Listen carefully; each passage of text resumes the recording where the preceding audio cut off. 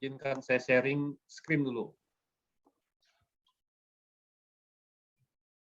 Oke teman-teman, selamat datang di acara ILC. Ya, ILC adalah iCommunity Level Up Club. Nah, iCommunity ini kita punya tagline teman-teman, yaitu adalah Share Network, Grow Network. Artinya apa? Berbagi relasi, perbesar rezeki. Nah, kenapa sih kita tagline-nya berbagi relasi, perbesar rezeki, teman-teman? Kenapa? Karena di luar sana ada tagline yang bilang, Your network is your network. Artinya apa? Jaringan Anda adalah aset Anda.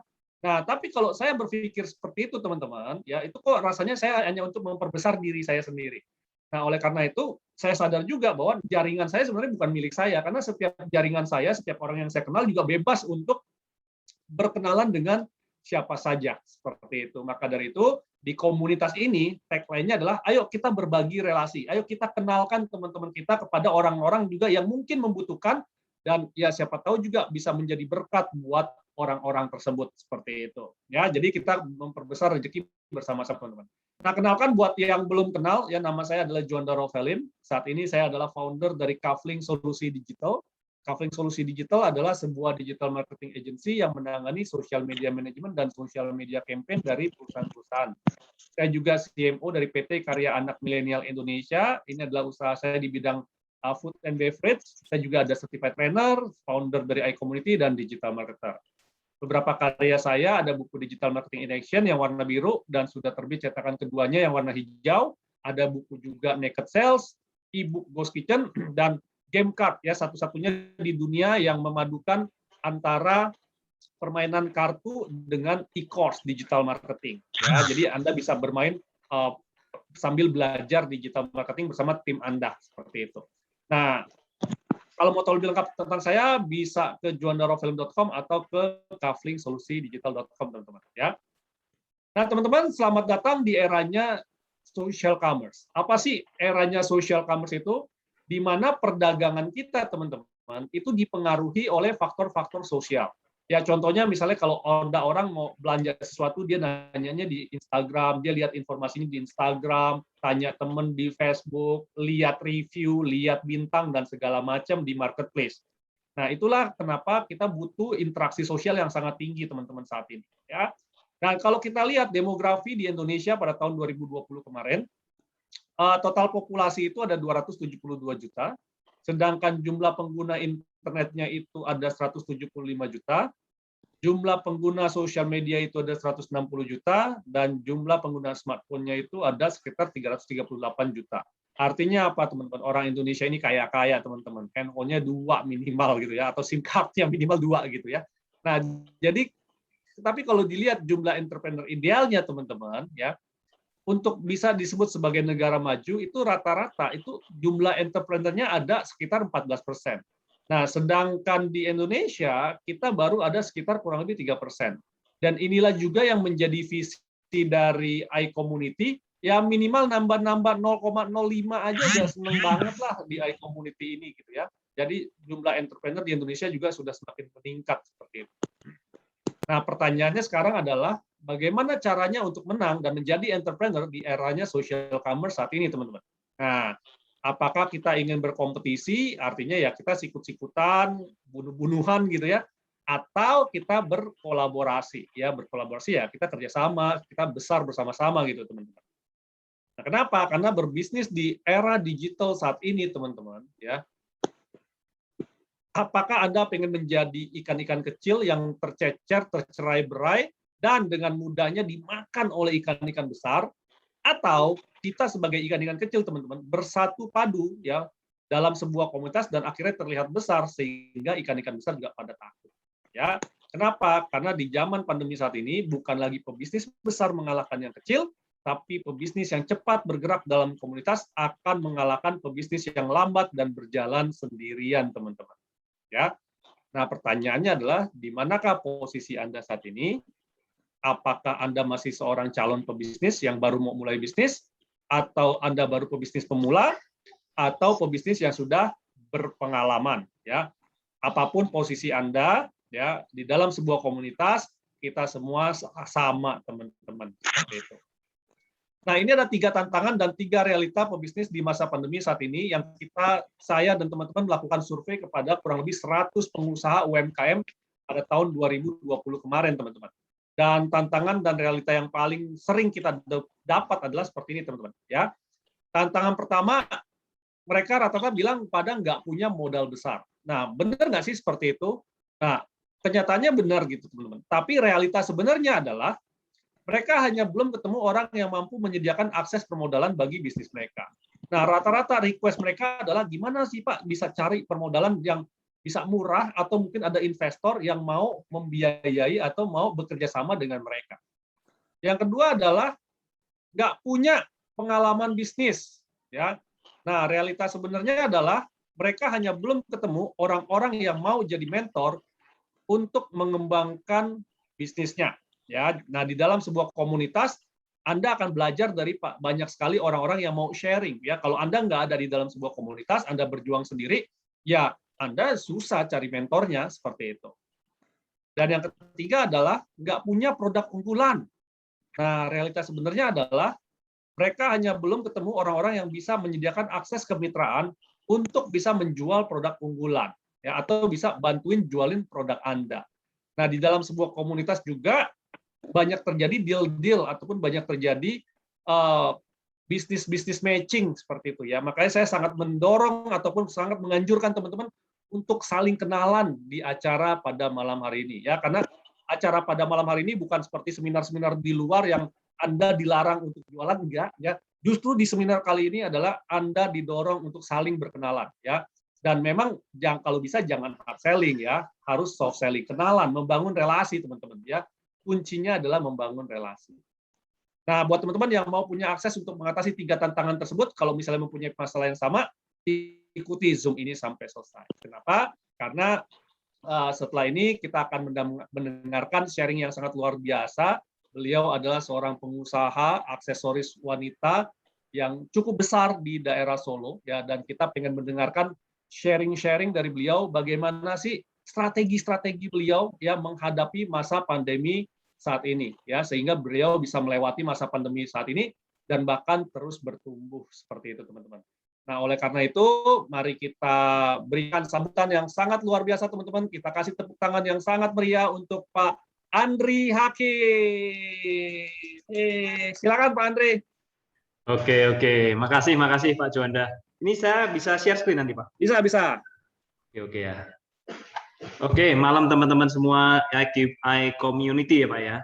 Wah, ini komunitas yang sangat luar biasa ini. Saya juga baru 1 bulan ini diundang Pak Juanda, jadi tertarik ini mengenai Community. Saya juga jadi ingin bergabung juga nih Pak nanti. Ya, menarik sekali Pak. Ya, memang kompetisi dengan kolaborasi lebih enak kolaborasi Pak ke depannya. Oke. Ya, makasih teman-teman semua. Nah, sebelum saya mulai, saya ingin tahu dong, ini kebanyakan dari kota mana ya? Mungkin ya, dari kota mana, bisnis apa, mungkin bisa tulis di komen, di chat. Saya ingin tahu juga sih. Apakah yang saya sampaikan nanti relevan nggak ini? Karena memang yang saya sampaikan memang dari pengalaman saya pribadi, terutama ya di bidang saya ya. Kalau memang teman-teman di bidang lain ya, mungkin bisa ambil hal-hal lain yang positif juga ya. Karena kalau saya memang di bidang perdagangan, di bidang aksesoris wanita, ya semoga bisa menginspirasi teman-teman semua.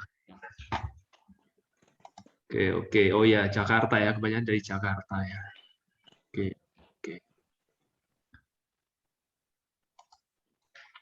Oke. Silakan teman-teman, inilah saatnya teman-teman memperkenalkan bisnis teman-teman gitu ya, sehingga teman-teman juga bisa dilirik.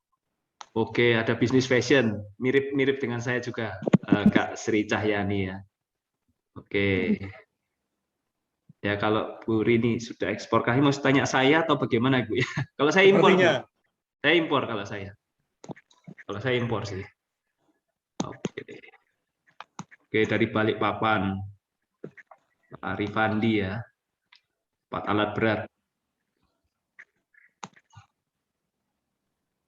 Ya, Jakarta, food and beverage. Oke, jadi ini variasi sekali ya Pak ya. Jadi macam-macam industrinya, nggak ada yang dari alat berat, food and beverage, fashion, dan lain sebagainya. Ini ada banyak food and beverage juga nih, sambal ikan asap. Wah, luar biasa semua.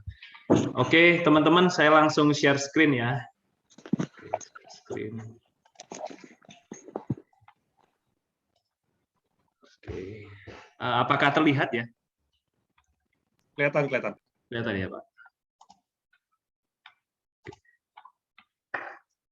Ya, selamat malam semua.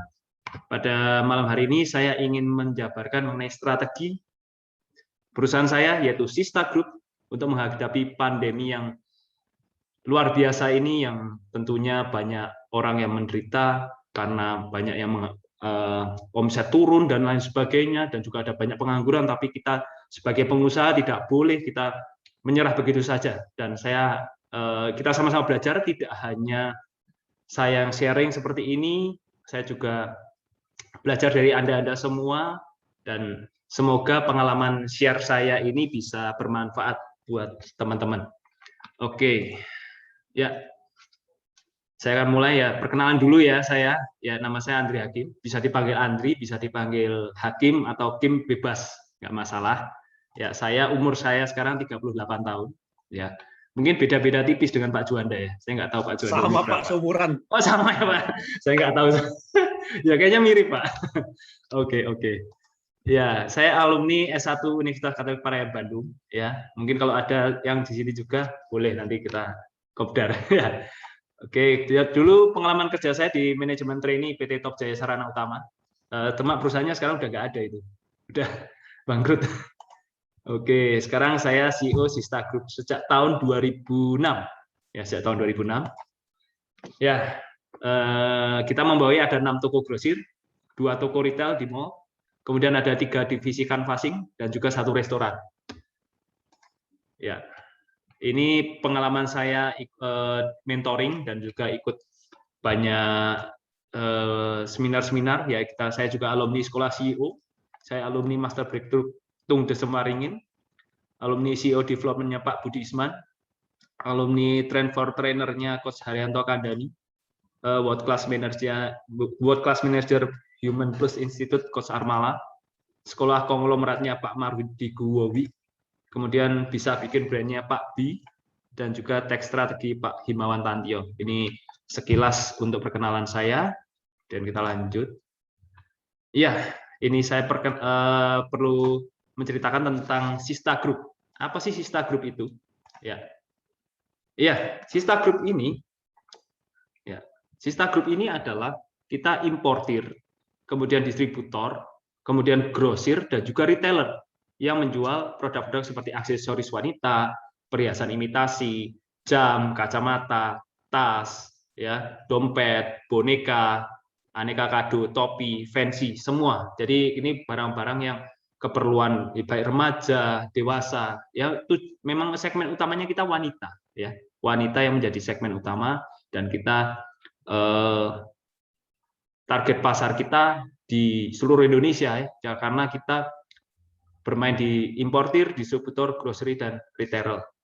Ya, yang membedakan Sista Group dengan yang lain itu apa? Yaitu kami adalah importir resmi tangan pertama yang memiliki barang yang sangat komplit. Kita memiliki puluhan ribu SKU dan juga kekinian, up to date, karena kita rutin belanja impor dari China, ya.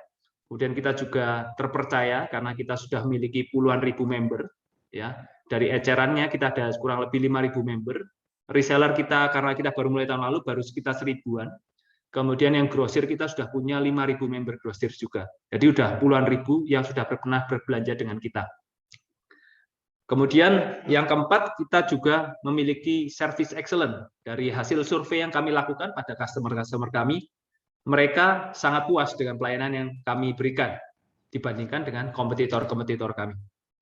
Dan yang terakhir, kita juga memberikan potensi keuntungan pada mitra-mitra kami sampai dengan 40% cuannya. Dan ini sangat menarik, peluang usaha yang sangat menarik, dan banyak sekali orang yang di tengah pandemi ini yang bergabung untuk menjadi mitra-mitra kami untuk menjual barang-barang yang kami tawarkan. Oke. Nah, apa sih goal dan visi ke depan kami? Yaitu kami ingin jadi super brand fashion store nomor 1 di Indonesia tahun 2030. Nah, mimpi ini tentu sangat tinggi ya kalau dipikir ya, tapi ya nggak apa-apa. Kalau bagi saya yang penting mimpi kan gratis ya, nggak masalah. Mau kita mimpi setinggi apapun nggak masalah. Yang penting itu membuat kita bergairah, membuat kita bergerak untuk kita semangat dalam menjalani setiap apa yang kita kerjakan. Dan itu visi dari Sista Group. Oke, setelah ini kita akan melihat dulu ya sekilas saja video 1 menit aja untuk bila teman-teman bisa tahu sekilas tentang bisnis kami yang kami jalankan, Sista Group.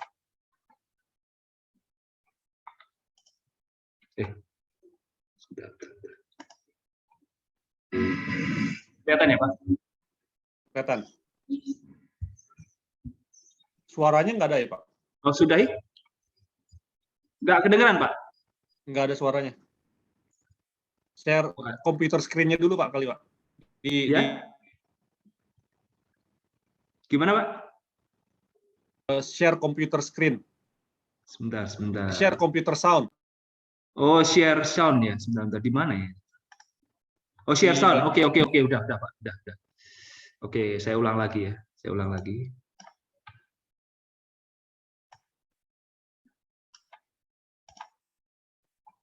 Udah Pak. Bingung cari supplier aksesoris wanita langsung dari importirnya? Bergabunglah bersama Sista. Sista merupakan importir tangan pertama yang menjual ribuan koleksi aksesoris wanita, tas, boneka, perhiasan imitasi, dan aneka fancy yang terlengkap, unik, dan tidak mudah dicari di tempat lain. Kenapa harus Sista? Karena barang kami impor sendiri secara resmi. Selain itu, barang kami unik dengan kualitas terjamin dan tidak pasaran. Kami juga mengedepankan prinsip service excellent untuk memberikan pengalaman berbelanja yang memuaskan. Jadi tunggu apa lagi? Dapatkan penawaran spesial dengan join member Grocery Sista sekarang juga. Oke, itu sekilas tentang perusahaan saya Sista yang di Solo. Oke, kita langsung masuk ya teman-teman di strategi berbisnis saat pandemi ini. Sebelum saya masuk di sini, saya ingin cerita dikit ya. Jadi pada waktu awal pandemi itu kan memang kita tidak menduga ya. Jadi pada bulan April dan Mei 2020 itu omset kita terjun bebas. Tapi bersyukur setelah itu bulan Mei, Juni, Juli, Agustus kita kembali rebound dan sekarang sudah kembali normal bahkan lebih dari sebelumnya gitu. Jadi saya rindu untuk bisa membagikan strategi bisnis kami saat pandemi, semoga bisa menginspirasi kita semua. Oke, ini strategi bisnis saat pandemi ada 7 mindset dan 6 action dan 5 habit untuk sebagai seorang entrepreneur. Cuma 5 habitnya saya tidak akan share karena waktunya mungkin tidak akan keburu ya. Jadi saya akan share hanya 7 mindset dan 6 actionnya saja. Oke, nah ini mindset yang harus dimiliki seorang pengusaha, terutama pada saat pandemi seperti ini. Ini mindset ini saya buat sebagai suatu singkatan, ya yang M-nya adalah kita harus memiliki visi atau goal. Karena visi atau goal itulah yang menggerakkan kita, yang memotivasi kita untuk bisa melakukan yang terbaik. Kemudian yang kedua, I, kita harus ingin berubah. Kita harus menjadi pengusaha yang lebih baik pada saat pandemi seperti ini. Dan kita harus terus mencari cara-cara yang baru dan tidak kita lakukan sebelumnya.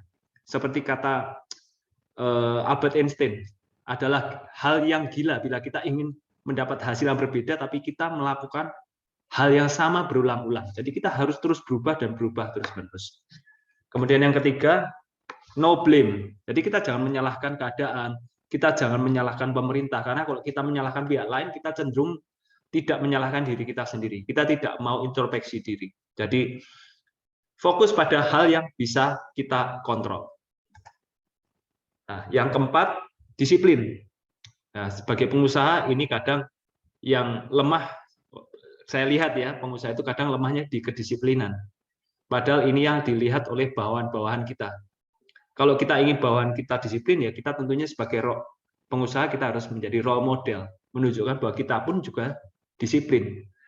Dan yang nggak gampang sebagai seorang pengusaha karena kita kan nggak punya atasan, ya nggak mungkin adalah yang negur-negur kita, bisa kita terlambat, kita telat, kita lupa lah. Ini yang penting disiplin, gitu.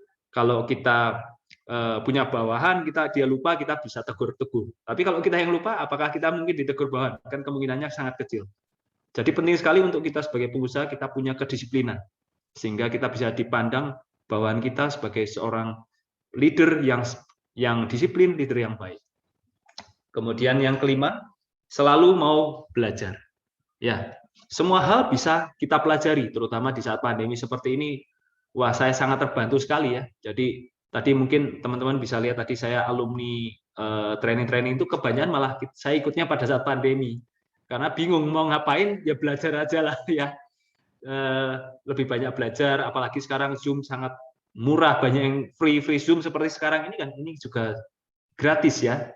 Jadi sungguh ini momen yang terbaik pada saat pandemi untuk kita meningkatkan skill kita, meningkatkan kemampuan kita menjadi pribadi yang lebih baik. Dan kemudian yang keenam, empati. Maksudnya apa empati?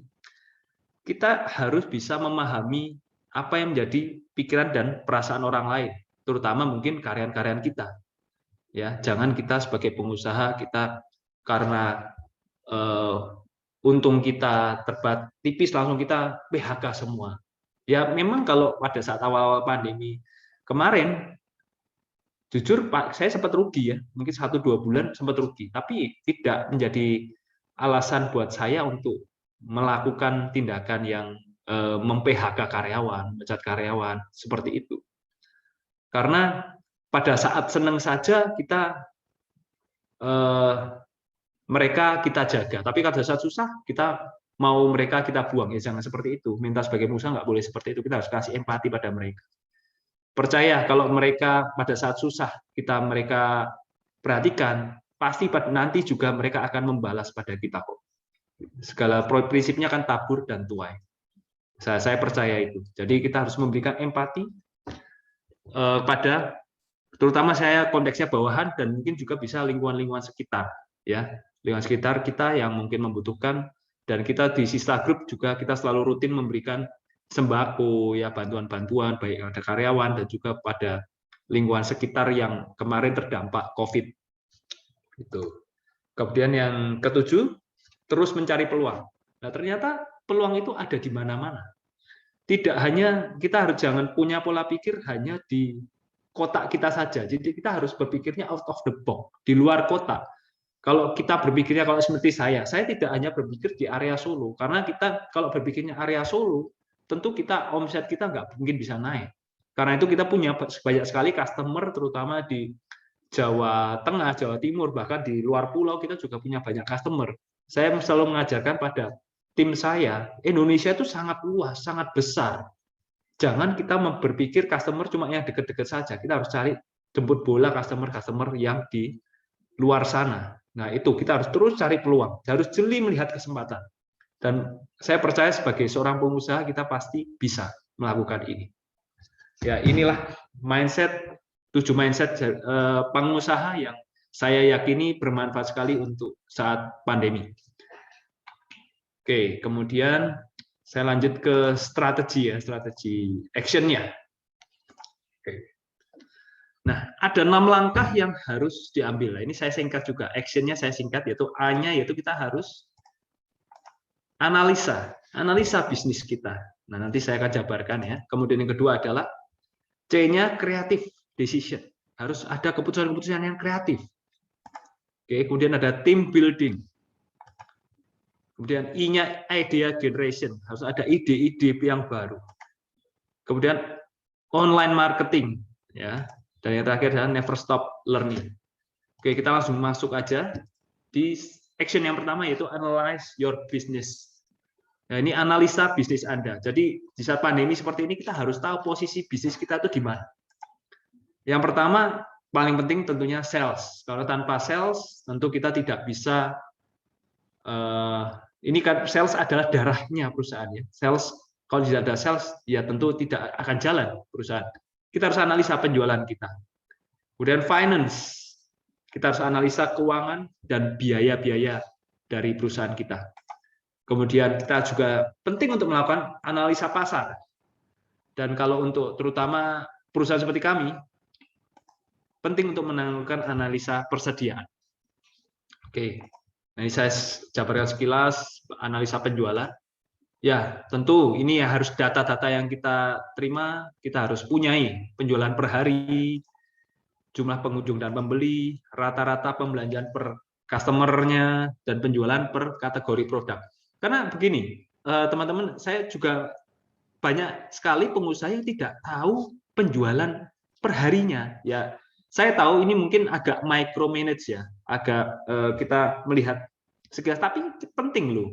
Terutama saat kondisi pandemi seperti ini, kita harus jangan sampai kita tahunya nanti setelah sebulan kita baru tahu, loh omsetnya ternyata cuma segini.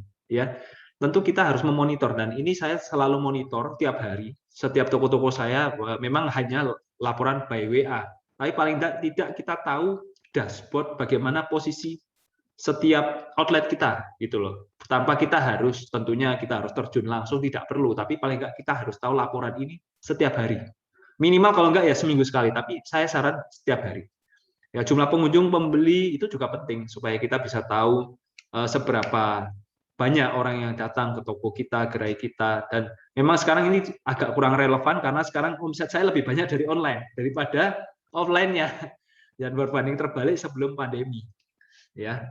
Kemudian penjualan per kategori produk ini penting karena banyak produk-produk yang tiba-tiba booming, terutama di bisnis saya fashion. Tidak bisa berdasarkan data sepenuhnya, karena ada kategori produk yang booming dan dia langsung omsetnya naik, dan itu kita perlu take action dengan kejadian tersebut, dan itu penting untuk kita baca terus laporannya. Oke, kemudian analisa keuangan. Nah, banyak pengusaha yang mungkin kurang memahami ya, kurang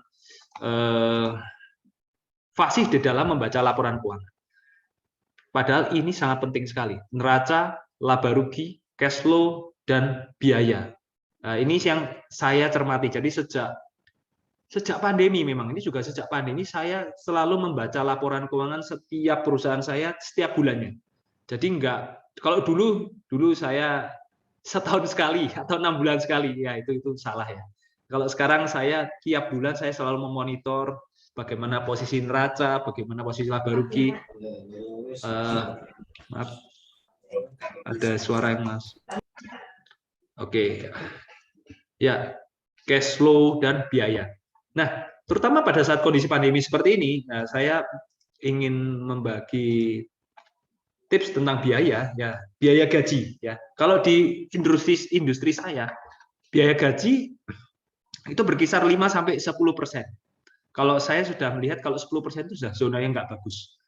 Kalau sudah sampai menyentuh angka 10%, kalau 5% itu sangat oke, ya. Kalau 5%, ya memang kemarin pada saat tengah-tengah PPKM dan pandemi itu memang mau nggak mau bisa sampai 10% saya biaya gaji. Tapi kalau sudah normal seperti ini, kembali ke angka 5-6%, itu oke.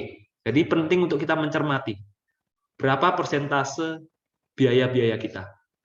Dan kemudian biaya sewa jika ada. Ini juga penting kita untuk mungkin bisa merenegosiasikan kepada yang pihak penyewanya juga. Kemudian biaya bunga pinjaman bank. Ini juga penting karena ini kalau kita selama ini sih memang tidak pakai pinjaman bank karena saya ada pengalaman yang kurang bagus. Bukan trauma sih, tapi memang saya kalau nggak kepepet saya nggak akan pinjam. Karena dulu sebelum saya menangani perusahaan saya, itu perusahaan saya itu kan dari orang tua saya, satu toko dari orang tua saya itu terlilit hutang yang sangat besar, dan puji Tuhan bisa akhirnya saya melunasi, dan sampai sekarang kita tumbuh secara organik dan tidak berdasarkan pinjaman bank. Oke. Kemudian biaya hidup owner ini juga perlu dihitung. Jadi jangan sampai kita tidak punya catatan berapa kita biaya hidup kita. Lah kalau saya sendiri sih menggaji diri sendiri ya. Jadi sempat kemarin pada saat PPKM saya tidak menggaji diri saya. Ya saya ingin juga selama 2 bulan saya nggak menggaji diri saya sendiri. Ya. Nah, ini biaya hidup owner ini penting. Jadi kita kalau mau ya kalian teman-teman bisa mengambil keputusan untuk menggaji diri sendiri, tetapkan nominal yang konsisten tiap bulannya, supaya laporan kita juga bisa biaya kita bisa stabil gitu loh. Oke, kemudian biaya pajak. Ya, pajak ini juga sangat penting. Ya, ini tax planning apalagi ini juga sudah mendekati akhir tahun, ini penting sekali untuk kita membuat keputusan untuk tax planning ke depannya. Karena kalau tiba-tiba nanti ada pemeriksaan, ini bahaya sekali pajak ini. Oke, lanjut ke analisa pasar. Nah, di kondisi seperti ini sangat penting untuk kita memiliki database customer. Jadi, teman-teman saya sarankan untuk memiliki database list harus dimulai dibangun ya. Database ini penting sekali. Dan saya juga terus terang masih belum bagus sekali di sini, masih lemah, dan saya masih mengumpulkan data-data beberapa tahun ke belakang customer-customer yang pernah berbelanja. Karena saya baru 1 tahun terakhir ini saja mulai mencatat. Tapi yang dulu-dulu memang kita agak lemah, kita agak lost di sana, dan kita mulai perbarui untuk database customer. Kemudian buat program member. Kalau saya buat program member, berikan point reward atau diskon. Kemudian saya juga melakukan analisa produk mana yang sedang laris di pasaran. Kemudian analisa harga mungkin bisa dibandingkan dengan kompetitor-kompetitor sekitar. Ini kita rutin menganalisa ini, baik mungkin bisa mengintip dari media sosial kompetitor ataupun bisa langsung market visit. Kemudian analisa promosi, ya jangan sampai promosi yang kita jalankan itu tidak kita analisa. Kalau saya selalu menganalisa. Jadi misalkan contoh begini, saya ada promo seperti ini, berapa ya customer yang mengambil promo itu kita selalu tulis. Misalkan ternyata ada 10 customer yang mengambil dalam sebulan atau ada 20, itu kita selalu tulis, kita selalu catat. Kalau tidak kita catat, kita tidak tahu promo itu berhasil atau enggak. Gitu. Nah, inilah dari analisa pasar. Kemudian analisa persediaan, teman-teman yang punya persediaan barang, ya. Oke, dan ini selalu saya analisa pembelian per golongan atau kategori produk. Persediaan yang slow moving, ya, slow moving itu persediaan yang jarang-jarang, ya kadang keluar, kadang enggak, gitu. Dan yang fast moving, ya persediaan yang sering tiap hari pasti keluar. Dan persediaan yang barang mati. Barang mati ini kalau sudah 3 bulan tidak pernah keluar sama sekali, kita sudah kategorikan barang mati. Jadi selama 3 bulan tidak pernah keluar 1 piece pun, itu sudah kita kategorikan barang mati. Nah, itu mau kita apakan? Tentu kita harus ada penanganannya. Apalagi di tengah pandemi, kita butuh cash flow. Ya, apakah kita obral, buy one get one, atau kita bandit dengan barang yang laku, atau dan lain sebagainya. Iya. Kemudian kita lanjut ya. Lanjut ke action kedua. Oh ya Pak Juanda, ini nanti sesi tanya jawab di akhir ya Pak ya? Enggak? Di akhir. Oke ya. Mari. Oke, saya lanjut. Creative decision.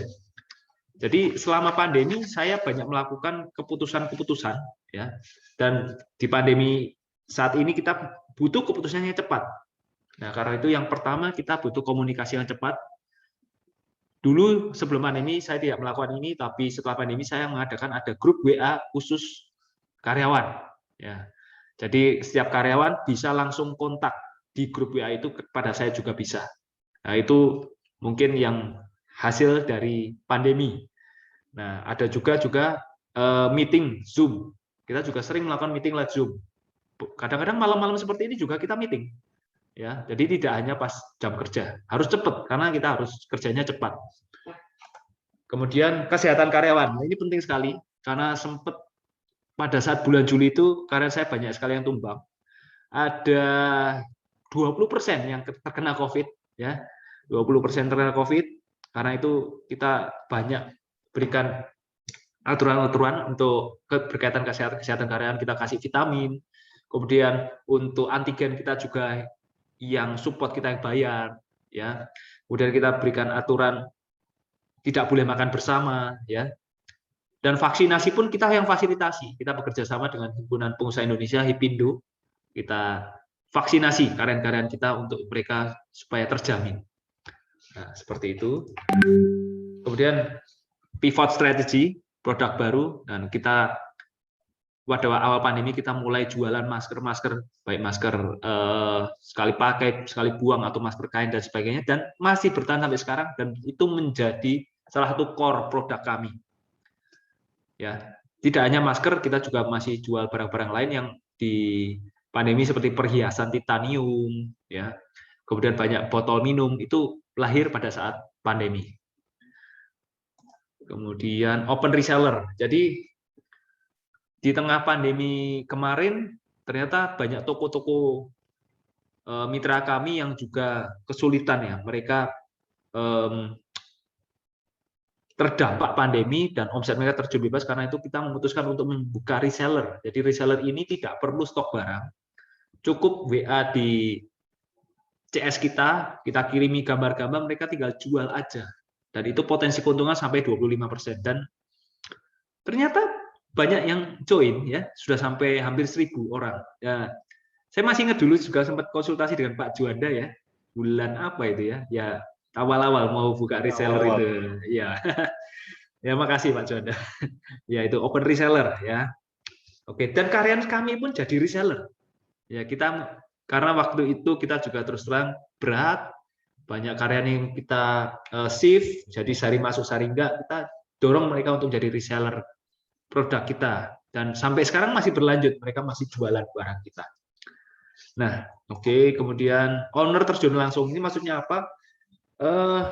Dulunya saya memang tahun 2019-2018 cenderung sudah zona nyaman, jadi saya sudah cukup nyaman, tidak, istilahnya saya nggak perlu terlalu terjun langsung di toko, pun sudah jalan sendiri, toko rame dan banyak sekali customer dan lain sebagainya. Tapi saat pandemi seperti ini nggak bisa, jadi saya terjun langsung, karena inilah yang memompa motivasi bawahan kita.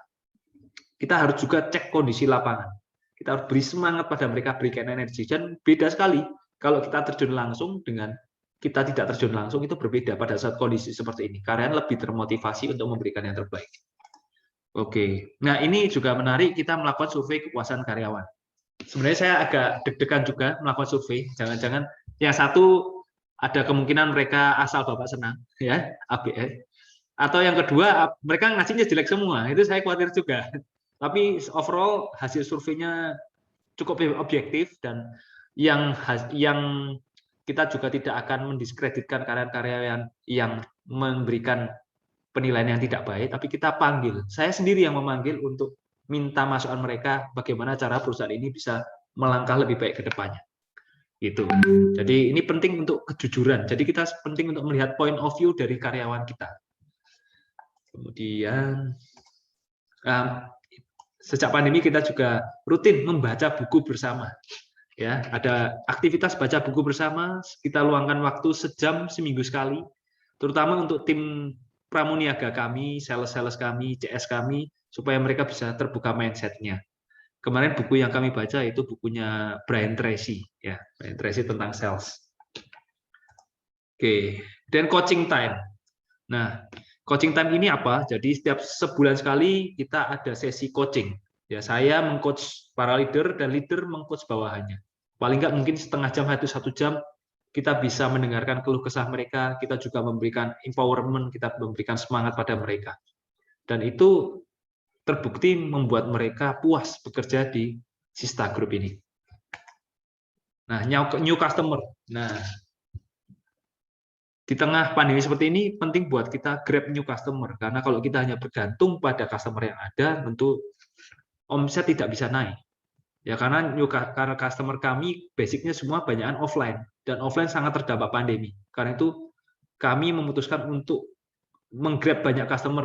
Kita banyak melakukan visit, kita juga banyak search di Google, Instagram, di marketplace dan lain sebagainya. Kita cari terus new customer. Dan ini berdampak sekali untuk omset kami. Dan yang terakhir, toko tetap buka. Ini maksudnya apa?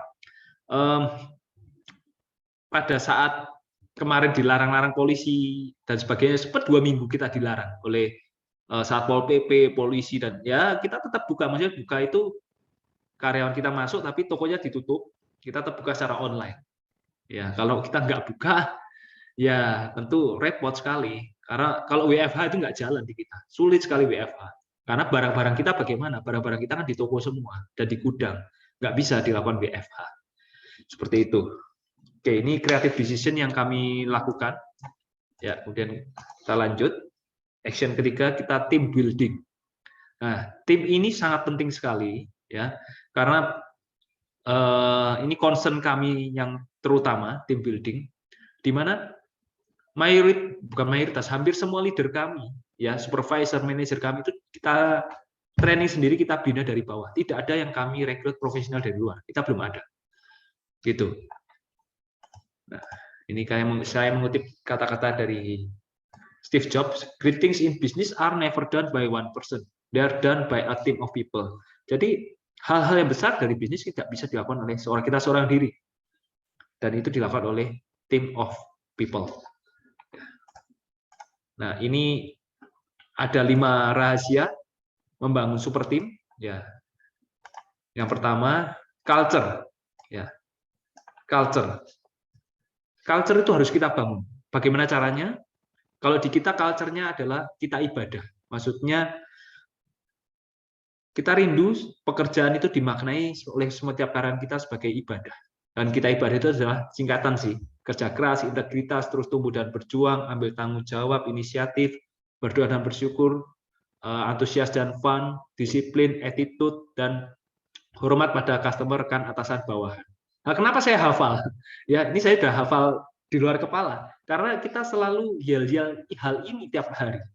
Ya, kita selalu tiap briefing kita selalu ucapkan culture ini, dan ini akan tertanam dalam bawah sadar setiap kita, sehingga apapun yang kita lakukan akan menuju ke culture ini.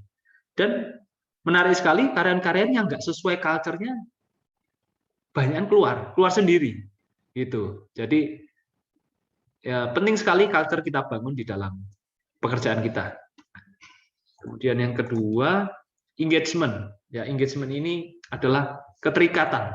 Nah, ini contoh di dalam foto kita lihat, ini pas tahun lalu ya, kita mengadakan piknik di mana ini ya?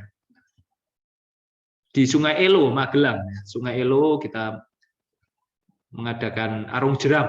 Nah, ini menarik pada saat pandemi lagi, ya. Tapi untungnya nggak apa-apa ini. Kita sempat tes sebelum mereka berangkat, ya. Dan ini membuat mereka sangat senang, sangat termotivasi bekerja di Sista Group ini. Jadi kita tidak hanya ini ya, tidak hanya piknik seperti ini, kita ada games. Tiap bulan kita ada games. Kalau bulan ini kita ada games kebersihan. Beberapa waktu lalu kita ada games olahraga lari, olahraga badminton, ada juga games panco. Ya, saya sempat ikut tanding panco, tapi saya kalah. Ya itu membuat karyawan semangat untuk bekerja. Jadi mereka hanya mencari kerja aja, tapi ada fun-nya, ada nilai fun-nya di dalam bekerja. Seperti itu. Dan rencana tahun depan kita akan ke Bali, tapi hanya untuk orang-orang yang memiliki kinerja terbaik. Hanya 10 orang saja yang saya pilih untuk kita traveling ke Bali. Oke, yang ketiga, teach them. Maksudnya kita harus ajari mereka. Nah, ini di foto saya sedang melakukan briefing untuk karyawan baru.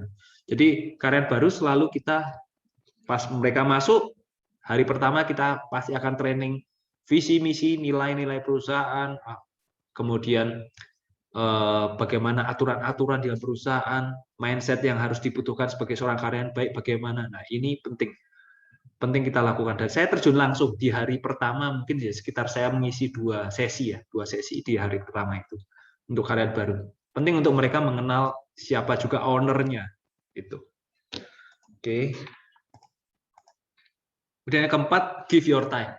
Nah, mungkin ini agak sulit ya kita lakukan saat pandemi, tapi saya nggak apa-apa, saya bagikan. Jadi hadirlah pada saat momen-momen spesial karyawan. Jadi ini salah satu karyawan saya yang rumahnya sangat jauh. Ya, ini dia menikah kalau dari Solo mungkin 3 jam perjalanan. Ini di Pacitan. Tapi saya meluangkan waktu untuk hadir di dalam pernikahannya, dan dia sangat excited, sangat senang sekali waktu saya hadir. Dan ini momen yang ini nggak gampang ya. Mereka tidak tergiur oleh gaji besar dan lain sebagainya, tapi mereka senang dengan pemimpin yang memperlakukan mereka benar-benar sebagai apa ya, bak saudara, bak kerabat sendiri, teman dekat, karena kita mau untuk hadir di momen spesial mereka gitu. Oke, kemudian yang kelima ya, reward and punishment system. Tentu kalau tidak ada reward dan punishment, semuanya juga tidak bisa. Jadi tetap ada karyawan-karyawan yang kalau tidak dikasih reward punishment, mereka nggak jalan juga tetap ada. Jadi kita mulai menerapkan sistem key performance indicator, kita ada KPI setiap posisi karyawan, kita ada rapot-rapotnya tiap bulan. Seperti itu. Oke. Kemudian ini action yang keempat, idea generation.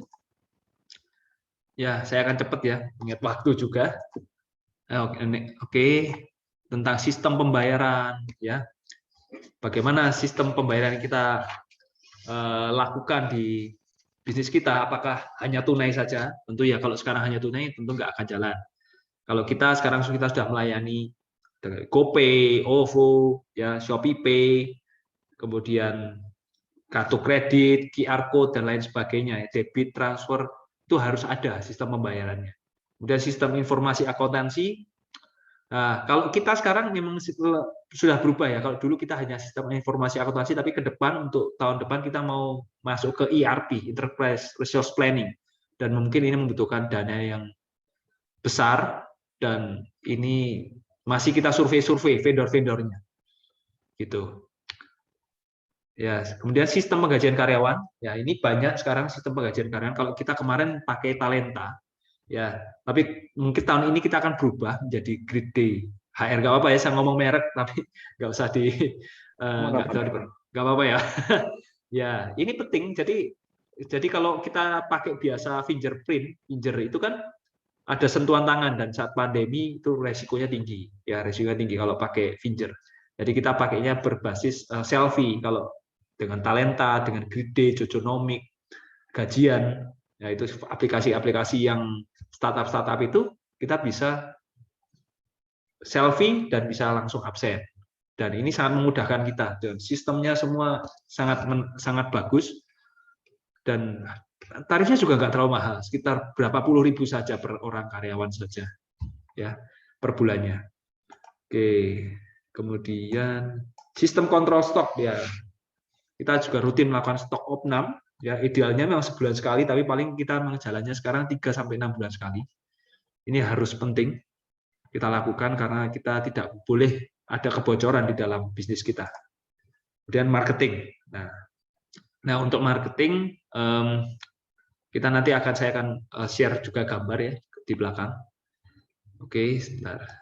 Lanjut dulu. Nah ini saya share juga dari Coach Haryanto Kandani. Tips untuk idea generation, yaitu start, stop, and try. Coba kita list, yang start kita mulai, hal-hal yang sudah lama kita nggak lakukan. Contoh, bisa merapikan database, follow up customer lama, dan lain sebagainya. Kemudian stop, hentikan. Ya, hentikan hal-hal yang ternyata nggak produktif. Itu. Contohnya apa? Promosi yang nggak berhasil. Ya, itu coba kita hentikan. Kemudian try itu apa? Jadi coba hal-hal baru yang belum pernah kita lakukan. Contoh apa? Kolaborasi dengan bisnis lain, ya, masuk ke dunia online misalkan belum masuk ke buat website dan lain sebagainya. Harus coba sesuatu yang baru. Start, stop, dan try ini sangat membantu kita. Dan ini bisa diuji cobakan ke karyawan-karyawan. Jadi saya kemarin sempat uji coba karyawan-karyawan, dan tolong kalian isi ya start stop try-nya versi kalian, dan itu masukannya sangat banyak, dan itu memperkaya kita. Jadi ada hal-hal yang tidak kita pikirkan tapi mereka berpikir, dan itulah fungsinya sebagai suatu tim ya. Oke, kemudian dari sisi marketing ini saya ambil contoh sekilas saja dari Pizza Hut ya. Nah, ini mereka rela untuk jemput bola, mereka rela untuk turun ke jalan. Biasanya mereka di AC ya, ber-AC, mereka mau turun jalan, dan ini ternyata sampai sekarang masih mereka jalankan. Kemudian yang bawah, produk baru Limo Pizza ini ternyata sangat diterima oleh pasar. Ini juga inovasi-inovasi di marketing, yang ide-ide baru yang harus kita terapkan di bisnis-bisnis kita. Misalkan bisnis kita food and beverage, coba luncurkan menu-menu baru. ya, menu baru yang mungkin belum pernah kita coba sebelumnya. Seperti itu. Oke. Oke, yang kelima, online marketing. Saya nggak akan terlalu lama di sini karena ada pakarnya Pak Juanda ya. Ya, nggak enak kalau terlalu lama di sini. Oke, tapi saya yang utama saya masuk di ini marketplace, Shopee, Tokopedia, Lazada, Bukalapak. Kemudian sosial media, yaitu Instagram, Twitter, TikTok, dan Facebook. Kemudian Google kita juga harus main, yaitu Google Review, Google Bisnisku, ya. Kemudian WhatsApp dan Telegram. Ya, ini menurut saya wajib ya, wajib. Yang nggak wajib ya mungkin kalau kalian, kalau teman-teman sudah melakukan ini semua, mungkin bisa website, landing page, dan Facebook Ads, kemudian main Twitter udah ya, main yang lain itu mungkin nanti setelah melakukan online marketing ini. Tapi lebih jauh mungkin tanya Pak Juanda aja kalau ini ya, tanya Pak Juanda saja. Oke, lanjut ya. Nah, action ke-6. Never stop learning. Ya, ini penting sebagai pengusaha ya. Apa yang kita harus pelajari yaitu leadership, kemampuan manajerial, dan ini yang membentuk learning kita, pembelajaran kita ya. Karena leadership dan manajerial itu sesuatu yang berbeda ya. Nah, ini kita masuk ke leadership.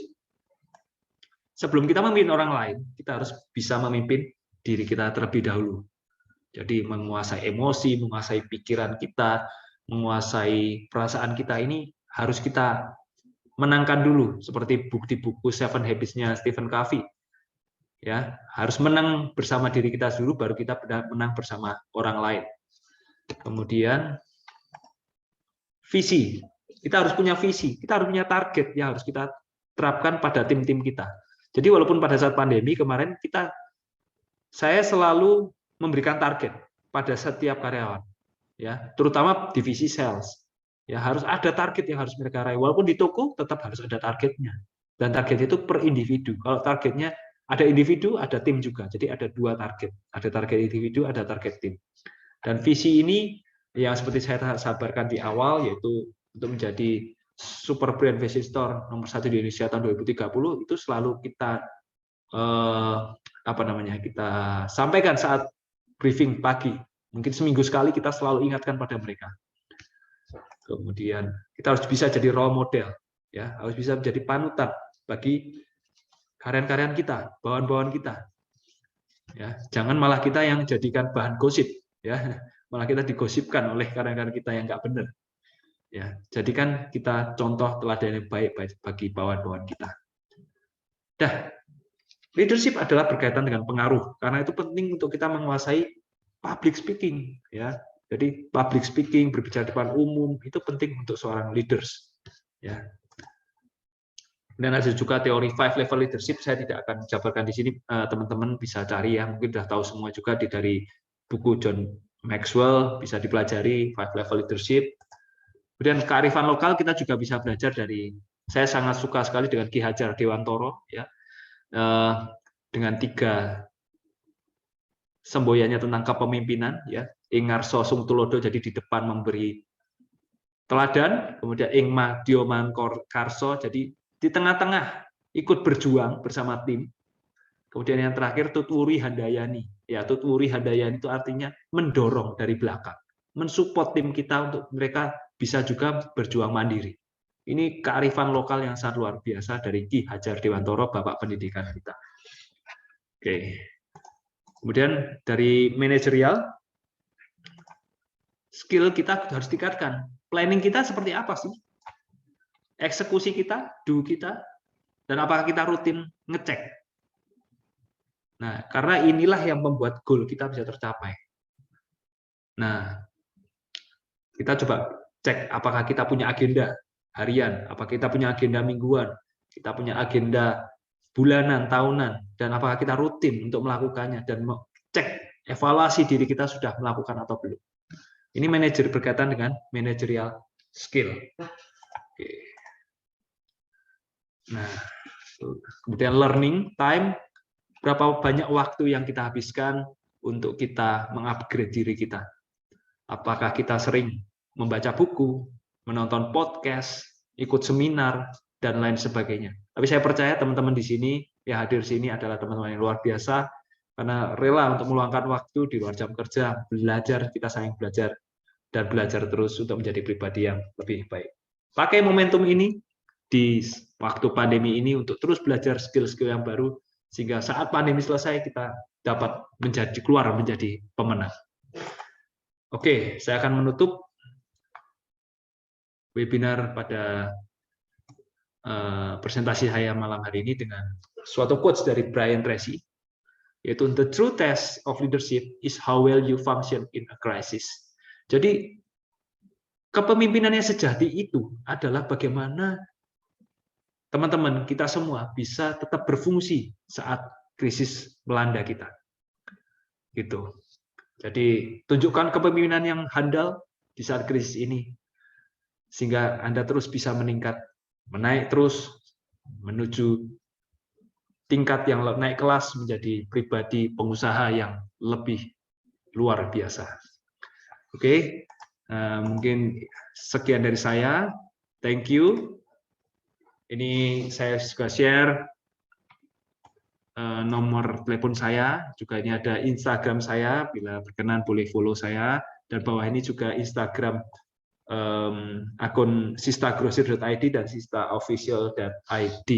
Oke, terima kasih teman-teman semua, terima kasih Pak Juanda, pas ini jam 8:30. Oke, Maaf Pak, masih di mute Pak. Oh, thank you Pak Andri, luar biasa ya. Jangan lupa teman-teman untuk follow Instagramnya Pak Andri, Sista Grosir dan Sista Official ya. Oke, saya akan buka untuk sesi tanya jawabnya ya, buat teman-teman yang mau bertanya dan berdiskusi nih ataupun mau curhat ya sama Pak Andri ya, kita bisa open question, tanya jawab. Nah, caranya adalah teman-teman bisa nanti raise hand ya, teman-teman bisa raise hand. Nanti saya akan panggil, baru teman-teman buka mic-nya untuk berdiskusi seperti itu ya. Tapi kalau teman-teman malu untuk open mic ya, bisa tulisin aja di kolom chat. Nanti saya akan bacakan buat Pak Andri. Oke?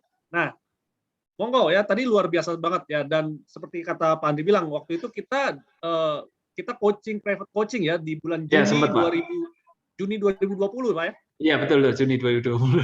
Iya, setelah pandemi itu. Sudah setahun ya, waktu awal-awal pandemi ya. Itu ya, waktu betul. mau beralih ke online ya? Iya betul Pak. Yes. Sangat terbantu sekali dengan mentoring 1 bulan dari Pak Juanda itu. Yes. Ya, senang ngedenger hasilnya Pak. Iya. Oke teman-teman, boleh di open mic ya, atau yang mau bertanya silakan. Saya buka dulu. Oke, ada Pak Arjo ya. Pak Arjo udah angkat tangan nih. Pak Arjo luar biasa nih. Silakan Pak Arjo.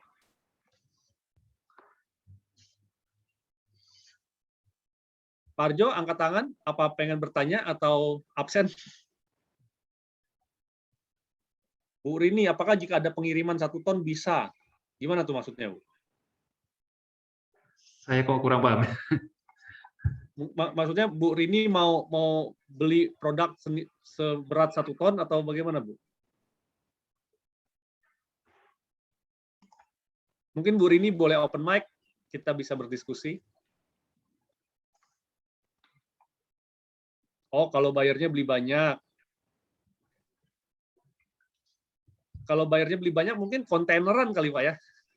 Iya. Kalau kita tidak melayani gimana ya, bukan berdasarkan kilo ya Pak, tapi kita berdasarkan piece ya. Jadi karena setiap barang kan harganya lain-lain ya, jadi nggak bisa, bukan berdasarkan kuantitinya, bukan berdasarkan beratnya ya, tapi harga per barangnya, seperti itu sih. Ya, jadi beli barang apa berapa banyak, beli barang apa berapa banyak. Ya, karena beda-beda ya. Kalau yang perhiasan itu 1 koli aja bisa 50 juta itu. 1 koli kecil gitu. Harus 1 jenis. Ya, gimana? Harus 1 jenis atau enggak Pak kalau pesen? Oh, kalau bebas sih saya. Kita bebas kok Bu. Jadi kita ada banyak kan, ada reseller. Kalau reseller itu nggak usah nyetok barang ya. Kalau yang grosir minimal beli selusin boleh. Jadi per barang 1 lusin boleh. Nggak ada masalah. Jadi nggak harus banyak banget, nggak masalah. Itu kalau distributor kita biasa beli per model satu gross. Seperti itu sih, Bu. Ya. Ini rasa-rasanya Bu Rini pengen jadi reseller nih atau pengen jadi grosirnya juga nih. Boleh. Oke. Ada lagi? Pak Arjo, gimana Pak Arjo? Step away. Saya boleh giliran bertanya? Ya, silakan Pak Arjo. Ya, tadi kan disebutkan bahwa ada seperti biaya produksi ya, seperti kalau pabrik itu biaya perawatan mesin, atau mungkin bisnis secara umum pasti ada yang namanya mungkin perawatan gedung atau perawatan tempat gitu, belum kayak biaya listrik dan air. Itu kan kalau dalam bisnis itu istilahnya kan fixed cost. Kita nggak bisa atau at least selama ini kita menganggap bahwa itu harus biaya yang harus kita keluarkan. Nah, tapi kemudian sekarang dengan adanya hitungan-hitungan yang lebih canggih lah gitu, yang katanya ini financial engineering gitu kan, jadi bisa merubah yang namanya fixed cost ini menjadi punya nilai tambah. Jadi tidak hanya fixed cost tapi bisa jadi aset. Nah, kira-kira triknya seperti apa ya? Karena ini pasti problem bagi semua pengusaha, apapun usahanya, merubah dari fixed cost menjadi sesuatu hal yang bisa menguntungkan buat pengusaha itu. Apakah ada tips and tricks yang bisa di-share? Itu saja pertanyaan saya. Terima kasih. Menarik nih Pak Arjo ya. Jujur kalau saya berkaitan dengan pabrik sih kurang memahami ya. Kalau saya memahaminya lebih ke bagian saya, ya lebih ke retail dan distributor dan lain sebagainya. Cuma kalau yang financial engineering, bagaimana memindahkan, coba saya memahami ya, memindahkan dari fixed cost menjadi aset gitu ya Pak? Fixed cost jadi aset ya? Iya, betul. Oh, ya saya kalau jujur ini saya malah belum pernah dengar Pak, kalau memindahkan fixed cost jadi aset. Gitu. Oke, mungkin Karena kalau dalam marketing juga pasti ada fixed cost tertentu kan, tidak harus seperti contoh yang saya sebutkan tadi, bisa jadi misalkan biaya perjalanan atau biaya makan, nah itu juga fixed cost kan. Nah, kira-kira apa yang bisa kita lakukan supaya biaya-biaya yang katanya fixed cost ini menjadi aset gitu? Kalau saya sih memang ini tergantung skala bisnisnya ya Pak ya. Kalau perusahaan yang besar memang mungkin lebih banyak fixed cost-nya. Tapi kalau perusahaan yang relatif belum terlalu besar sekali seperti saya kan, kita sekitar 100-an karyawan ya. Mungkin kalau yang 1000-an karyawan lebih cocok fixed cost, Pak. Ya, lebih cocok fixed cost. Tapi kalau yang kita lebih cocok variable cost. Ya, kalau yang 100 karyawan, sekitar 100 karyawan kita malah lebih cocok variable cost. Jadi benar-benar berdasarkan omset. Seperti gaji karyawan saya yang bagian sales itu gaji pokok dengan komisinya dia lebih besar gaji komisinya dia. Ya, jadi mereka dengan begitu mereka lebih terpacu untuk capai omset. Contoh seperti itu ya, gaji pokok. Kemudian kalau listrik dan telepon kita memang tidak. Saya tidak masukkan di situ karena itu bukan variabel yang cukup besar di dalam bisnis kita, hanya sekitar sedikit sih, nggak terlalu pengaruh. Tadi yang saya masukkan di dalam materi tadi memang yang saya cermati yang terutama yang besar-besar ya. Gitu. Dan mungkin yang bisa saya sampaikan juga ya untuk teman-teman juga. Jadi kalau biasakan untuk membaca laporan laba rugi itu tiap bulan. Jadi tiap bulan itu dikonsolidasi, dijejerkan gitu. Jadi kita lihatnya Januari, Februari, Maret, April, Mei. Jadi kita bisa tahu perbandingan tiap bulan. Gitu. Jadi dengan gitu kita bisa tahu naik turunnya. Kemudian kalau ada biaya-biaya yang janggal dibandingkan tahun lalu itu kita bisa langsung tahu seperti itu sih Pak. Oke, semoga menjawab ya Pak Arjo ya. Oke, selanjutnya kita ke Pak Haris Pak. Silakan Pak Haris.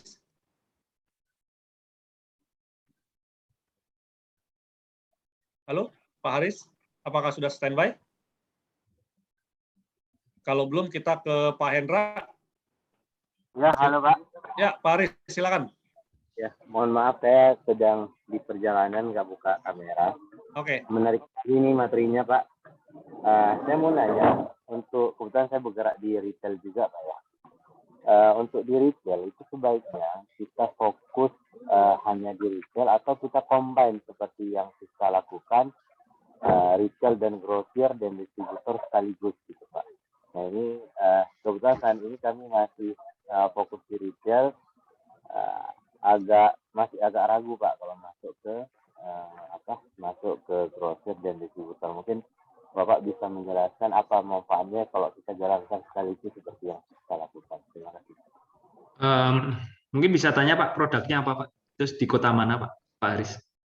Saya baby shop Pak di Medan. Apa? Baby shop ya? Iya, di Medan Pak. Di Medan Pak? Ya, Oke. Ya. Mungkin saya hanya bisa menanggapi sepengetahuan saya saja ya, karena saya juga tidak tahu kondisi toko baby shop Pak Haris seperti apa. Ya, kalau menurut saya sah-sah saja sih Pak. Itu namanya strategi bisnis secara horizontal ya. Jadi kita mengembangkan, biasa kita jual ke eceran, kita juga bisa jual reseller, kita juga bisa jual secara grosir, itu sah-sah saja Pak. Jadi nggak masalah kalau menurut saya, apalagi di tengah pandemi seperti ini. Bahkan ada teman saya yang biasa jualnya nggak nyambung sama sekali, itu ya tetap dijalani, karena yang penting sekarang kan cash flow juga Pak. Gitu. Kalau saya lihat baby shop, kita juga mungkin harus lihat potensi persaingan juga ya. Kalau misalkan kita mau jual secara distributor atau grosir, apakah kita sudah tahu suppliernya atau yang tangan pertama dari mana? Kalau kita nggak tahu dari mana, kita nggak bisa tahu sumbernya, ya mungkin tetap sulit Pak. Gitu. Tapi kalau saran saya, kalau kita mau maju, mendingan jualan Pak, jualan yang grosir itu. Karena kalau retail ini menurut pandangan saya, skopnya sempit Pak. Skopnya nggak bisa bergerak lebih besar daripada yang distributor grosir. Karena kalau retail jualnya kan sedikit ya, maksudnya kuantitinya cuma 1 piece, 2 piece, 1 piece, 2 piece, dan itu lama nanti. Kecuali kalau bisa masif di marketplace. Kalau bisa jualannya di marketplace-nya kencang, itu membantu. Tapi kalau hanya mengandalkan yang di toko offline, itu di situasi seperti ini, kalau saya mungkin akan ambil keputusan jualnya tetap ya grosir Pak. Seperti itu Pak Haris. Ya, kan juga lebih mudah ya, artinya kalau retail artinya semua bergantung pada kita sendiri gitu. Sedangkan kalau grosir memang kita harus rela berbagi keuntungan kepada orang lain, tapi yang jual rame-rame, kita lumayan gitu ya. Ya. Karena saya melihat juga grosir ini seperti leverage juga ya, daya ungkit. Itu. Ya. Oke, semoga menjawab ya Pak Haris ya. Oke, selanjutnya Pak Hendra. Silakan Pak Hendra. Gini, Pak Andi, mengenai cerita tadi dari awal Pak Andi, saya sangat setuju bahwa karyawan itu merupakan aset utama bagi perusahaan. Karena tanpa mereka perusahaan nggak akan berkembang. Karena kita kerja sendiri nggak bakal bisa untuk maju. Tapi walaupun kita memberikan training setiap bulan, ya pandemi COVID ini memberikan kita dampak positif juga. Yaitu artinya kita bisa memberikan training melalui YouTube dengan sekian ratus karyawan bisa 1.000 sehari. Kalau zaman dulu kan harus ada kata, biaya, akomodasi dan lain-lain, malah jadi jatuh mahal. Sekarang dengan jumlah jatuh sangat luar. Tetapi yang saya lihat kembali lagi, satu mengenai masalah mindset, kedua masalah karakter. Sebanyak mungkin kita mencuci otak mereka. Kalau karyawan itu mindsetnya, itu kan maunya bos, itu kan bos maunya kita kerja untuk dia supaya perusahaannya maju. Padahal tadi seperti Pak Andi katakan, antara gaji dan insentif lebih besar. Walaupun di tempat saya pribadi, udah ada ketentuan secara tertulis. SOP secara tertulis insentif yang dia akan kejar berapa, itu dia harus mengejar omset. Tapi fakta realisasinya ya kembali kepada karakter mereka. Nah ini saya mau tanya Pak, apakah terjadi di tempat Pak ini karyawan model-model begini? Itu Pak. Silakan Pak Agri. Gimana maaf Pak Hendra, saya kurang jelas. Jadi karyawan. Jadi gini Pak, saya coba. Pak Jonan tolong Pak. Ya, jadi tadi kan Pak Andri bilang ada sistem gaji dan insentif gitu Pak ya. Ya, ya, ya. Nah, jadi di mana misalnya gajinya ataupun insentifnya lebih tinggi daripada gajinya gitu. Ya, ya. Nah, tadi Pak Hendra bilang mungkin kalau di perusahaannya Pak Hendra di Kenarijaya itu semua juga tergantung dari orangnya Pak. Artinya ada beberapa sales yang mindsetnya itu mah buat nyenengin bos atau buat keuntungan bos dan segala macam gitu. Nah, sehingga mereka nggak ngejar untuk insentifnya dan segala macam. Artinya nggak termotivasi lah seperti itu, ya kan? Nah, apakah itu terjadi juga di Sistau? Oke. Kalau terjadi itu Pak Andi lakukan apa? Biar saya tahu. Ya. Oke. Ya. Jadi yang punya mindset seperti itu ya, Pak ya? Ya. Oke. Saya terus terang nggak bisa tahu orang per orang, persis hati mereka saya nggak mungkin tahu ya. Tapi kalau sepengetahuan saya sejauh ini ya pasti tetap ada lah, 1-2. Tapi mayoritasnya enggak, Pak. Gitu.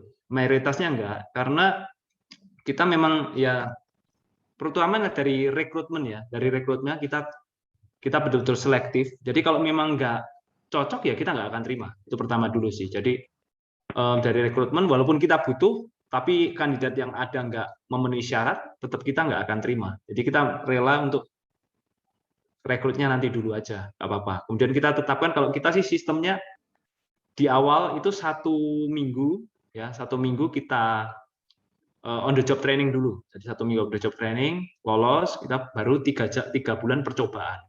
Nah, 3 bulan percobaan baru kita nanti kontrak lagi lebih lanjut. Nah, dari proses itu kita pantau terus sih, Pak. Jadi kita pantau progresnya seperti apa, karakternya seperti apa, dan kita juga uji juga ya, kita melakukan ujian-ujian kecil-kecil pada mereka, seperti apa ya,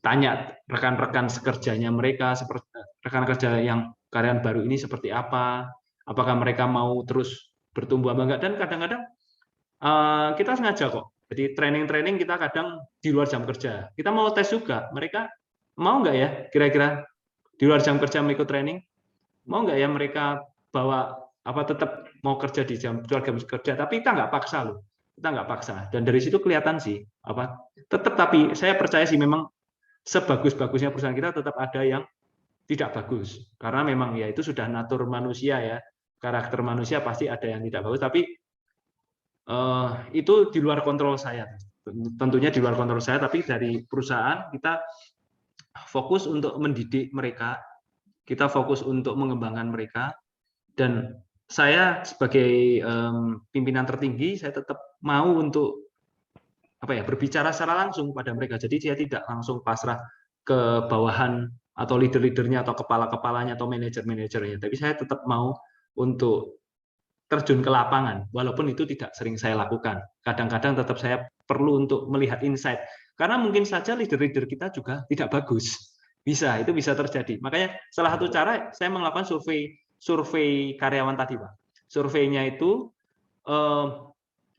yang akses saya sendiri. Jadi tidak HRD saya, walaupun saya sudah punya HRD, tapi saya tidak mau HRD saya karena saya khawatir dari kalau survei seperti ini saya ingin melihat secara langsung gitu. Jadi kalau mungkin kayak Pak Jokowi belusuan lah ya, ya belusuannya, tapi saya ingin melihat insight-nya secara langsung gitu sih Pak Indra. Ya mungkin mungkin itulah yang bisa saya bagikan sih Pak Indra. Mungkin ada tanggapan Pak? Nggak, Pak Andi nggak langsung mengatakan, oke, kalau orang begini udah nggak ada obatnya lah, udah kita training, mindset kita ajak kita angkat, udahlah, Anda mundur aja di tempat kita lah, daripada menjadi kanker di perusahaan kita gitu. Apakah perlu dilakukan Pak Andi? Nah, kalau saya sejak saya di Sista Group, saya sudah mengeluarkan karyawan mungkin sudah banyak ya. Tapi tidak pernah yang nyuri pun ya banyak, Pak. Yang menyuri pun ya udah beberapa kali. Ya. Itu gimana? Tikus kepala hitam. Ya. Cuma saya tetap berusaha dengan kepala dingin ya. Jadi walaupun saya tentu ya nggak senang hati ya Pak, kalau mengeluarkan karyawan seperti itu, tapi saya tetap berusaha melihat dari sudut pandang dia, mungkin dia memang ya kepepet, mungkin ya dia ada kebutuhan dan lain sebagainya, tetap ya memang keluarnya pasti keluar Pak. Keluarnya tetap kita keluarkan, tapi kita berusaha supaya dia juga jangan sampai sakit hati juga, jangan sampai juga nanti ada masalah ke belakang juga. Dan saya percaya sih pembalasan itu nanti haknya Tuhan sih, kalau ini saya secara religius ya. Jadi selama ini sih berkat Tuhan tetap mengalir terus sih Pak. Berkatnya Tuhan tetap mengalir terus di dalam bisnis saya, seperti itu. Terlepas dari banyaknya, ada juga customer kemplang juga banyak, nggak bayar banyak, ya. Tapi itu kan hanya kecil ya, persentasenya kecil. Kalau itu besar, berarti yang masalah kitanya. Tapi kalau itu hanya ya 0, berapa persen, itu oke lah. Jadi jadi kita nggak. Tapi memang kita harus perketat sistemnya sih. Memang kita terus pembaruan sistem karyawan juga, rekrutmen, kemudian KPI. Jadi karyawan yang tidak perform ya tentunya kita ada peringatan juga dengan sistem KPI. Itu seperti itu, Pak.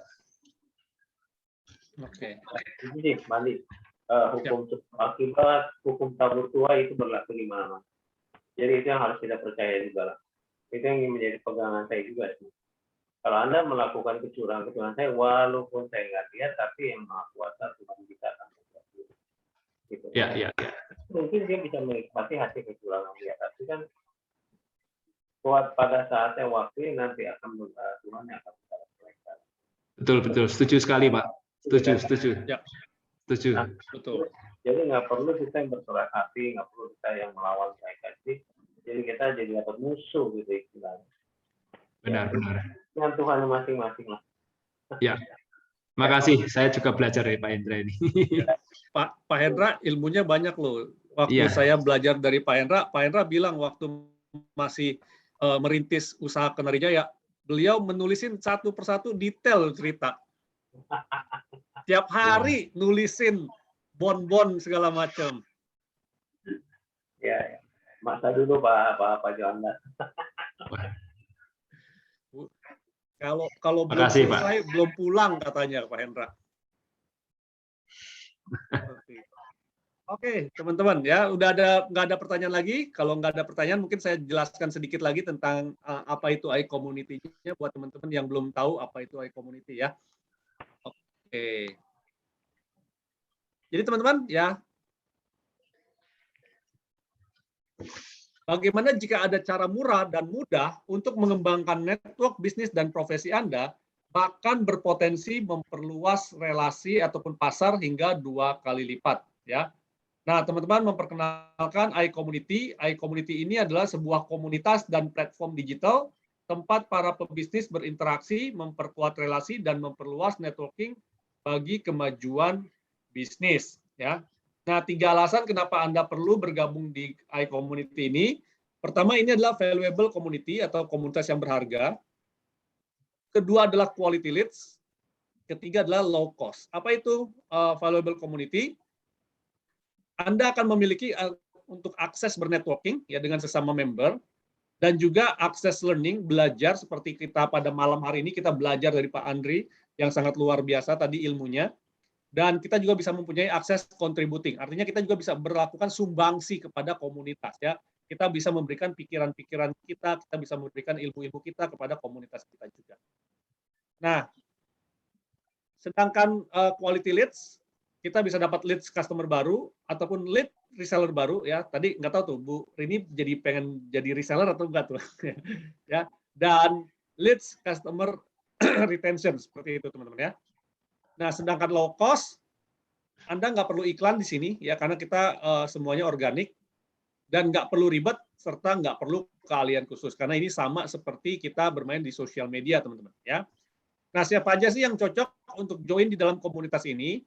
Pertama adalah para pebisnis yang sedang ingin memperluas relasi dan network baru untuk kemajuan bisnisnya. Yang kedua adalah para pebisnis yang sedang ingin melakukan bisnis branding, ya. Para pelaku UMKM yang sedang ingin mengupgrade skill entrepreneurship-nya. Para pelaku UMKM yang sedang ingin bertransformasi untuk meningkatkan skala bisnis. Para ibu rumah tangga, profesional, karyawan, mahasiswa yang sedang ingin beralih menjadi pebisnis. Para marketer profesional dalam industri properti, insurance trainer, dan lain-lain yang ingin memperluas network-nya. Para pebisnis yang sedang ingin mengembangkan omset penjualan dengan cara membangun pasukan reseller. Atau yang kedelapan adalah para pebisnis atau reseller yang sedang ingin membutuhkan tambahan variasi produk untuk dijual. Para pebisnis yang sedang membutuhkan talent dalam segi digital marketing, sales, leadership, dan lain-lain, serta para professional trainer yang ingin membangun personal branding. Ya.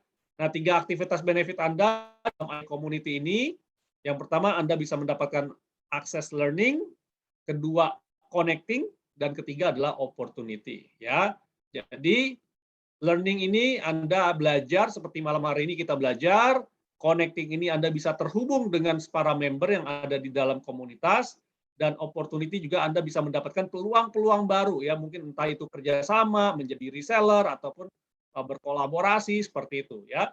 Nah, ini semua kita padukan dalam sebuah platform digital yang kita sebut sebagai social connect, yaitu adalah iCommunity.id. Ya, sedangkan yang kedua, teman-teman juga akan mendapatkan weekly gathering seminar on Zoom seperti ini. Jadi teman-teman tinggal dicatat aja, setiap hari Kamis 19.30 selalu gunakan link yang sama yang teman-teman gunakan untuk bergabung pada acara malam hari ini. Ini adalah rutin mingguan teman-teman. Ya. Nah, seperti apa sih platform social connect-nya? Saya kasih lihat teman-teman ya. Ini platformnya seperti ini nih teman-teman. Oke, saya share dulu. Nah, jadi platformnya seperti ini teman-teman, ya, iCommunity.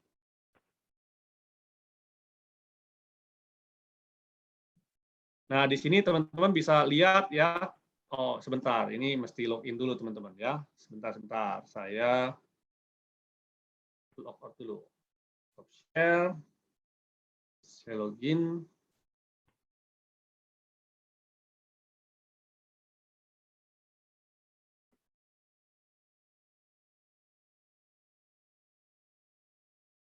Oke. Oke, saya screen lagi. Nah, jadi seperti ini teman-teman ya. Jadi sama mirip dengan kita di Facebook teman-teman. Tapi di sini ada community guideline, ada visi, misi dan segala macam. Dan teman-teman juga bisa menulis sama seperti di Facebook. Teman-teman mau promosi, teman-teman mau membutuhkan sesuatu, ada mau berkontribusi. Ini adalah salah satu tempat buat teman-teman berkontribusi seperti itu ya. Dan yang menarik yang tidak dimiliki oleh sosial media lain adalah setiap member baru akan diperkenalkan kepada member-member yang sudah hadir, teman-teman. Nah, disinilah saya sangat sarankan teman-teman buat yang sudah bergabung, lengkapi foto-fotonya teman-teman, ya lengkapi foto-fotonya dan lengkapi profilnya ya. Nah, kenapa? Karena orang pengen terkoneksi teman-teman. Ya, contoh misalnya saya mau connect sama Bu Fani nih misalnya ya, saya tinggal klik, nah saya tinggal follow aja sama Bu Fani, maka saya sudah terkoneksi dengan Bu Fani. Dan apapun nanti yang Bu Fani posting, saya bisa lihat di feed-nya dan kita bisa terkoneksi seperti ini, teman-teman. Ya, nah, terus kita juga bisa melihat trending topik, serta kita juga bisa melihat channel-channel yang ada.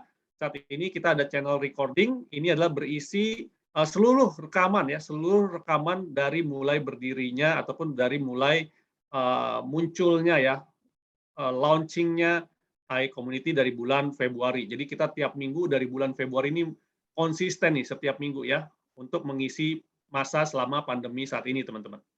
Oke, jadi itu adalah aplikasinya. Saya logout dulu. Dan oke. Dan kita juga punya rencana pengembangan ke depannya, teman-teman, ya seperti ini. Ya, jadi kita sudah pikirin macam-macam, bahkan kita pikirin nanti profilnya bisa lebih profesional mungkin seperti LinkedIn, teman-teman, ya. Dan bagaimana sih caranya untuk mengakses komunitas ini ya? Simple teman-teman, komunitas ini adalah komunitas berbayar karena kita ingin memfilter orang-orang yang memang mau bergabung di sini yang serius ya. Awalnya kita berpikir bahwa ini adalah 1,680 ya per 12 bulan membership dan ini murah banget teman-teman ya. Saya tahu ataupun saya pernah ikut sebuah komunitas yang bayarnya jauh lebih mahal, puluhan juta saya berani bayar teman-teman. Kenapa? Karena saya tahu orang yang bayar untuk ikut ke dalam suatu komunitas, dia punya mindset yang bagus, teman-teman. Ya, bukan mental gratisan seperti itu. Tetapi kabar baiknya buat Anda yang hadir pada malam hari ini, Anda tidak perlu membayar 1.680 ini. Kenapa? Karena kita akan kasih diskon 90% ya selama masa pre-launch ya. Kita belum launching secara grand launching-nya gitu teman-teman ya. Jadi teman-teman cukup berinvestasi Rp168.000 saja untuk 12 bulan membership. Ya, jadi ini murah banget. Jadi kalau ini Anda seorang pengusaha teman-teman, sama seperti cuma Rp14.000 per bulan, ya Rp14.000 per bulan, ya Anda nongkrong ketemu sama teman buat ngopi juga habis itu 14.000 ya. Nah, jadi teman-teman ya harga 168.000 untuk 12 bulan membership untuk bergabung di dalam komunitas kita. Dan bagaimana cara mendaftarnya? Dan kita juga membuat satu filter lagi teman-teman bahwa komunitas ini adalah komunitas by invitation only. Artinya untuk bisa bergabung di dalam komunitas ini Anda harus ada yang mengundang. Ya, kenapa? Karena kita juga pengen minimal orang yang masuk ke dalam komunitas kita sudah dikenal, ya, bukan orang asing yang tiba-tiba datang pengen gabung seperti itu. Jadi minimal udah ada koneksi antara satu titik ke titik lain, satu titik ke titik lain, sehingga kita bisa saling terhubung seperti itu teman-teman. Ya, jadi teman-teman bisa minta link registrasinya kepada orang yang mengundang Anda, ya. Atau kalau Anda nggak ada yang undang, artinya Anda mendapatkan link Zoom ini dari grup WA disebar lagi seperti itu. Teman-teman bisa kontak ke nomor WA saya, ya nomor WA saya adalah saya tulisin di kolom chat ya, 0818 gitu ya. 0818 698033. Ini nomor WA saya teman-teman. Kalau teman-teman ingin bergabung ke dalam iCommunity dan tidak ada yang mengundang, silakan WA ke saya. Nanti saya kasih link undangannya seperti itu. Dan sekaligus saya mau men-sounding untuk acara minggu depan teman-teman ya, kita akan belajar dari orang yang sangat luar biasa juga teman-teman ya. Kita akan belajar mengenai financial teman-teman. Karena ini penting sekali ya. Banyak sekali orang yang jatuh bangkrut karena dia tidak bisa mengatur keuangannya. Jadi minggu depan kita akan belajar 4 tahap dalam penataan keuangan dengan strategi SPEED. Nah, apa itu strategi SPEED? Akan dijelaskan oleh Bapak Edi Mak ya, CFT Certified Financial Planner dan AEP AWP ya. Beliau adalah Senior Business Partner, oke, dan founder dari WISE. Nah, jadi minggu depan teman-teman bisa menggunakan link yang sama ya, link yang sama yang teman-teman gunakan pada malam hari ini, dan it's free teman-teman, tetap free ya. Jadi untuk mendapatkan ilmu-ilmu di iCommunity ini di acara Zoom selalu free. Itu sebagai salah satu sumbangsi kita ya untuk bisa meningkatkan jumlah entrepreneur yang ada di Indonesia seperti itu. Nah, demikian teman-teman acara dari ILC pada malam hari ini ya, dan sudah jam 9 juga. Nah, oleh karena itu saya undang teman-teman untuk kalau bisa buka kamera dan buka mic ya. Boleh minta WA dan emailnya Pak Andri. Tadi sudah dikasih ya. Mungkin Pak Andri boleh tulis lagi di kolom chat, Pak. Ya, iya. Ini saya mau share webinarnya tadi sih, Pak. Tapi ini masih jalan ini. Sebentar. Oh, bentar. Kalau mau ini bentar lagi sih selesai. Nggak apa, saya ketik aja. Oke. Iya. Oke ya. Ya. Nah, itu nomor kontaknya Pak Andri. Ingat ya teman-teman, di sini kita terkoneksi, bukan nanti nyepam jualan ya. Nanti WA Pak Andri mau jualan ini, mau jualan itu gitu ya. Tapi kita terkoneksi ya, bangun hubungan. Guys, saya selalu ingetin buat teman-teman, kalau orang sudah kasih nomor handphone, silakan dibina hubungannya, bukan dijualin ya. Ingat, orang nggak suka dijualin, tapi orang senang beli. Jadi nggak usah dipaksa beli, orang akan beli. Kayak gitu ya. Nah, siap. Itu webinar ya, siap. Oke teman-teman, dengan demikian saya undang teman-teman untuk buka kameranya ya. Ini dikasih PPT-nya ya, luar biasa. Apa Pak, biar bagi-bagi aja Pak. Oh, okay. Saya kasih waktu 5 menit untuk download PPT-nya ya. Silakan di-download PPT-nya dari Pak Andri ya.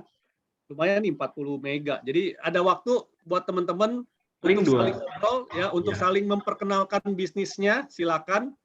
Saya kasih waktu 5 menit, atau mau ada yang masih bertanya juga silakan ya, sambil kita menunggu download PPT dari Pak Andri. Setelah selesai pasti udah nggak bisa di-download lagi nih PPT-nya. Iya, iya. Silakan. Ada yang mau memperkenalkan bisnisnya, silakan. Jualan juga nggak apa-apa sih Pak, kalau tadi Pak Pak Juanda. Siapa Ya. tahu saya butuh, Pak. Jualan Ya, juga nggak jualan apa-apa, boleh. kan? Siapa tahu saya butuh. Nah, ini ada Pak Dharma tuh ya. Pak Dharma dari Wah, sentradesign.com. keren. Nah, yang membutuhkan desain, silakan bisa kontak ke Pak Dharma tuh, silakan. Oke, Ya. gantian Pak. Siap, thank you Pak Juanda. Siap. Silakan teman-teman yang lain ya, selama kita menunggu downloadan PPT-nya dari Pak Andri nih. Kita manfaatkan waktu untuk saling berkenalan, kita manfaatkan waktu untuk yuk kalau mau mempromosikan bisnis kita juga silakan ya. Kita welcome aja karena memang itulah tujuan kita bernetworking teman-teman ya. Kita saling berkolaborasi, kita saling berbagi rezeki. Ya, jadi jangan malu-malu. Ya, sayang teman-teman ya kalau teman-teman malu-malu seperti itu. Pak, selamat malam. Selamat malam teman-teman. Malam Saya Pak Rudi. Ya. Saya bisnis di bidang miracle herbal, Pak. Oke. Jadi kebetulan kami ini menjual miracle herbal, ramuan madu ya, yang terdiri dari bawang putih tunggal, jahe merah, cuka apel, jeruk lemon, sama madu. Itu untuk membersihkan pembuluh darah, asam urat, kolesterol, darah tinggi, Pak. Oke, kalau mau beli atau mau kontak Pak Rudi kemana, Pak? Jadi kalau mau kontak saya bisa ke 0822 99 62 0302. Oke, boleh tulis di kolom chat juga, Pak, biar teman-teman juga bisa. Itu ya. Terima kasih teman-teman. Siap. Terima kasih. Thank you teman-teman ya. Dengan demikian ini juga downloadnya sudah selesai dan saya undang teman-teman untuk bisa open cam ya. Kita bisa open cam, kita bisa open mic juga dan kita sama-sama ucapkan terima kasih kepada Pak Andri atas materinya yang sangat luar biasa pada malam hari ini. Thank you Pak Andri. Thank you Pak Andri. Ya, saya juga terima kasih teman-teman semua, Pak Juanda. Oke. Dengan demikian, room Zoom pada malam hari ini akan saya tutup dalam hitungan 5, 4, 3, 2, 1. Thank you semua. Thank you.